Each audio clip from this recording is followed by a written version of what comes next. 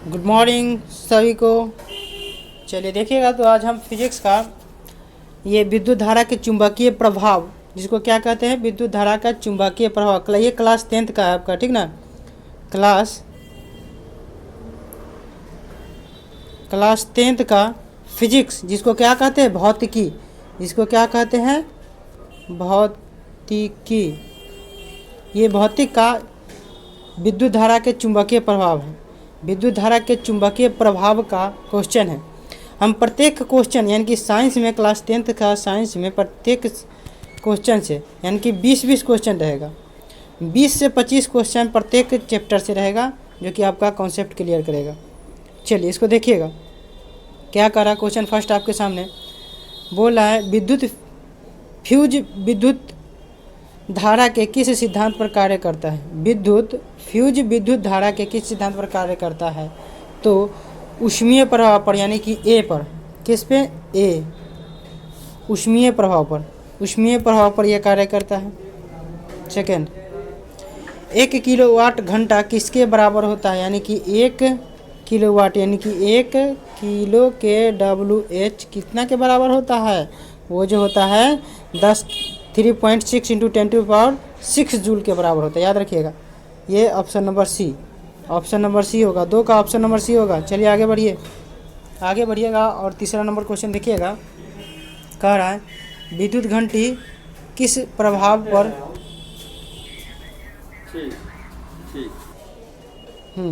विद्युत घंटी किस प्रभाव पर कार्य करती है। विद्युत घंटी किस प्रभाव पर कार्य करती है, तो ये करता है चुंबकीय प्रभाव पर। किस पे? चुंबकीय प्रभाव पे। ऑप्शन नंबर सी, चुंबकीय प्रभाव पे कार्य करता है। चलिए आगे बढ़िए। चौथा नंबर कह रहा है, लघुपतन के समय परिपथ में विद्युत धारा का मान होता है। लघुपतन यानी कि छोटा सा, कम दूरी में। लघुपतन के समय विद्युत धारा का मान क्या होगा, जिसे कहने का मतलब क्या, लघुपतन छोटा सा, वायर का छोटा सा जोड़ना और बड़ा जोड़ना। तो बताइएगा विद्युत धारा किस में ज़्यादा अधिक होगा, तो विद्युत धारा इसमें होगा, चूँकि कम दूरी में ही है। इसमें भी 10 वोल्ट दे देते, मान लिया जाए, जैसे कि देखिए ये वायर है और ये बड़ा वायर है, इसमें भी हम 10 वोल्ट दिए हैं, इसमें भी 10 वोल्ट और इसमें भी 10 वोल्ट दिए हैं। तो बताइए करंट का अधिकतम मान किस में होगा, तो अधिकतम मान छोटका वाला में होगा, चूँकि यहाँ देंगे यहाँ पहुँच जाएगा। ये 2 किलोमीटर है, ये 5 किलोमीटर है, तो इसमें कम होना चाहिए। ये जाने में लेट समय लगेगा, तो इसमें कम होगा, तो छोटा वाला में अधिक होगा, यानी कि बहुत अधिक बढ़ जाएगा। लघुपतन यानी कि छोटा सा पथ, लघुपथन यानी कि छोटा सा पथ, यानी कि ऑप्शन नंबर सी। चलिए आगे बढ़िए। डायनमो का सिद्धांत आधारित है किस पे। डायनमो का सिद्धांत आधारित है किस पे, एकदम विद्युत चुंबकीय प्रेरण पे। किस पे? विद्युत चुंबकीय प्रेरण पे। आगे का क्वेश्चन, डायनमो से किस प्रकार की धारा प्राप्त होती है। डायनमो से किस प्रकार की धारा प्राप्त होती है, बताइएगा। दोनों प्रकार की धारा प्राप्त होगा। इसमें जो होगा AC, ये हो जाएगा आपका DC डायरेक्ट करंट, और ये होगा आपका AC अल्टरनेटिंग करंट। तो दोनों प्रकार का AC और DC, ये दोनों प्रकार का धारा प्राप्त होता है डायनमो में। कितना? दोनों प्रकार का प्राप्त होता है, दोनों धाराएं प्राप्त होगा। डायनमो से किस प्रकार की धारा प्राप्त होती है, तो दोनों प्रकार की, ठीक ना, यानी कि ऑप्शन नंबर सी। आगे बढ़िए, अगला क्वेश्चन 7 नंबर क्वेश्चन कर रहा है, विद्युत बल्ब में कौन सी गैस भरी होता है। कौन सा गैस होता है, निर्वात होता है, नहीं। वायु होता है, नहीं। निष्क्रिय गैस भरा होता है, जो कि कोई क्रिया न करे, निष्क्रिय गैस भरा होता है। क्लियर है, समझ के थोड़ा मारते चलिएगा, क्वेश्चन आंसर करते चलिएगा। आगे बढ़िए क्वेश्चन, अगला क्वेश्चन बोल रहा है, भारत में उत्पादित प्रत्यावर्ती विद्युत धारा की आवृत्ति होती है कितना। प्रत्यावर्ती धारा की आवृत्ति कितना होता है, 50 हर्ट्ज होता है। कितना होता है, 50 हर्ट्ज, 50 हर्ट्ज, यानी कि ऑप्शन नंबर ए 50 हर्ट्ज होगा। चलिए आगे बढ़िया। 9 नंबर है, हमारे देश में विद्युतमय तार एवं उदासीन तार के बीच कितना विभवांतर होता है, यानी कि जिसमें विद्युत हो और विद्युत नहीं हो, दोनों के बीच विभवांतर का मान कितना होगा बताइएगा, कितना होगा 220 वोल्ट। ये होता है कितना 220 वोल्ट होता है, यानी कि ऑप्शन नंबर सी 220 वोल्ट होता है। चलिए आगे बढ़िए। 10वां नंबर, विद्युतमय तार किस रंग का होता है बोल रहा है। विद्युतमय तार किस रंग का होता है बताइए। ये लाल रंग का होता है। कैसा होता है, लाल रंग का। मेन तार को नहीं कहते हैं लाल रंग, मेन तार को ही बोल रहा है। मेन तार कैसा होता है, ये रेड कलर का होता है, लाल होता है मेन वाला ना, तो उसी को कह रहा है विद्युतमय तार किस रंग का होता है जिसमें विद्युत उपस्थित हो, तो वो लाल रंग का होगा। 10 का बी होगा। आगे बढ़िए। 11 नंबर देखिएगा, कह रहा है घरेलू विद्युत परिपथ में उदासीन तार का रंग होता है। कैसा होता है उदासीन का, अभी तुरंत पूछा, इससे पहले पूछा क्या विद्युतमय जिसमें विद्युत उपस्थित हो, आज जिसमें विद्युत नहीं उपस्थित हो, यानी कि एक ठंडा एक गर्म होता है ना, एक ठंडा और एक गर्म होता है ना, तो बताइएगा क्या कैसा रंग होगा, तो ये होगा काला रंग का। कैसा होगा, काला रंग का।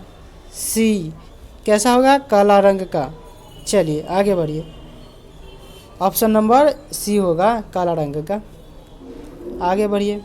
बोला है चुंबकीय क्षेत्र का ऐसा ही मात्रक है। चुंबकीय क्षेत्र का ऐसा ही मात्रक क्या होगा, चुंबक क्षेत्र का ऐसा ही मात्रक क्या होगा, टेस्ला। याद रखिए क्या, टेस्ला को कहते हैं चुंबक क्षेत्र का ऐसा ही मात्रक। टेस्ला को कहते हैं क्या, चुंबकीय क्षेत्र का ऐसा ही मात्रक कहते हैं। क्लियर है। चलिए आगे बढ़िए। आगे कह रहा है 13 नंबर क्वेश्चन कह रहा है विद्युत चुंबकीय प्रेरण की खोज किसने की थी। विद्युत चुंबकीय प्रेरण का खोज किसने किया था, कौन किया था, तो फैराडे साहब ने किए थे। कौन किए थे, फैराडे साहब ने किया था, यानी कि option number A. Option number A Faraday साहब किए थे विद्युत चुंबकीय प्रेरण का खोज, ठीक ना। विद्युत चुंबकीय प्रेरण की खोज किसने किया, फैराडे साहब ने किया। आगे बढ़ो। 14 नंबर क्वेश्चन कह रहा है दी गई वोल्टता के स्रोत से जुड़े किसी चालक में प्रति सेकेंड उत्पन्न ऊष्मा होती है। जो दिया गया है, कोई मान लिया जाए कोई दिया गया वोल्टता के स्रोत से जुड़े किसी चालक में प्रति सेकेंड मतलब 1 सेकेंड में उत्पन्न ऊष्मा होगा, क्या होगा, उत्पन्न ऊष्मा क्या होगा, यानी कि धारा के वर्ग के समानुपाती होगा। उत्पन्न ऊष्मा जो होगा धारा के वर्ग के समानुपाती होगा ऊष्मा। ये जूल का नियम याद है, ये से किस क्लियर होगा, जो एच बराबर क्या होता है, आई स्क्वायर आर टी नहीं होता है, जूल का नियम से कॉन्सेप्ट है यहाँ पर। एच बराबर, एच मतलब ऊष्मा, आई स्क्वायर आर टी। तब बोल रहा है प्रति सेकेंड, यानी कि टाइम का मतलब 1 उत्पन्न ऊष्मा, तो ऊष्मा ये जो ऊष्मा होगा ये आई का नहीं है, ऊष्मा नहीं है, समानुपाती किसके, आई स्क्वायर के बराबर है ना, आई स्क्वायर के, यानी कि समानुपाती होगा। आई स्क्वायर के क्या समानुपाती मतलब ऐसे, आंसर क्या, धारा के समानुपाती होगा, धारा के वर्ग के समानुपाती, वर्ग है स्क्वायर है, देखिएगा गौर से, धारा के वर्ग के समानुपाती होगा। ये कहाँ से है, जूल के नियम से है। चलिए एच क्या है, एच ऊष्मा है आपका। आगे देखिए 15 नंबर क्वेश्चन, निम्नलिखित पदार्थों में कौन चुंबकीय पदार्थ नहीं है। निम्नलिखित पदार्थ में कौन चुंबकीय नहीं है बताइएगा।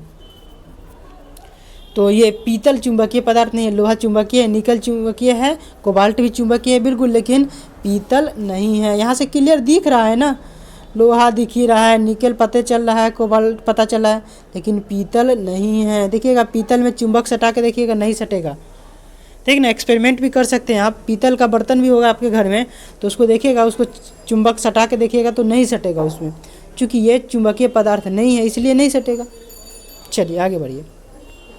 16 नंबर क्वेश्चन कह रहा है पृथ्वी का विभव होता है, पृथ्वी का विभव होता है, क्या होता है बताइएगा, शून्य होता है। क्या होता है, एकदम शून्य होता है, पूरा से शून्य होगा, विभव क्या होगा, शून्य होगा। आगे बढ़िए। 17 नंबर क्वेश्चन आपके सामने है विद्युत चुंबकीय बल का एसआई मात्रक क्या होगा? विद्युत चुंबकीय बल का एसआई मात्रक क्या होगा? न्यूटन प्रति एम्पियर होगा क्या? न्यूटन प्रति अच्छा, विद्युत चुंबकीय बल यानी कि ई से यहाँ एक कॉन्सेप्ट याद है ये क्या? एफ बराबर क्यू ई, वहाँ पर जानते थे, लेकिन यहाँ पर क्या ई पूछा है ना, तो यहाँ पर मैग्नेटिक है, तो ई क्या चुंबकीय बल, तो एफ। वहाँ पर क्या था? विद्युत आवेश में क्यू था, तो आवेश था। यहाँ पर यह चुंबक होगा क्या? एम। तो इसी प्रकार न्यूटन प्रति एम्पियर, यहाँ पर देखो कॉन्सेप्ट, देखो बदलो कॉन्सेप्ट बदलो।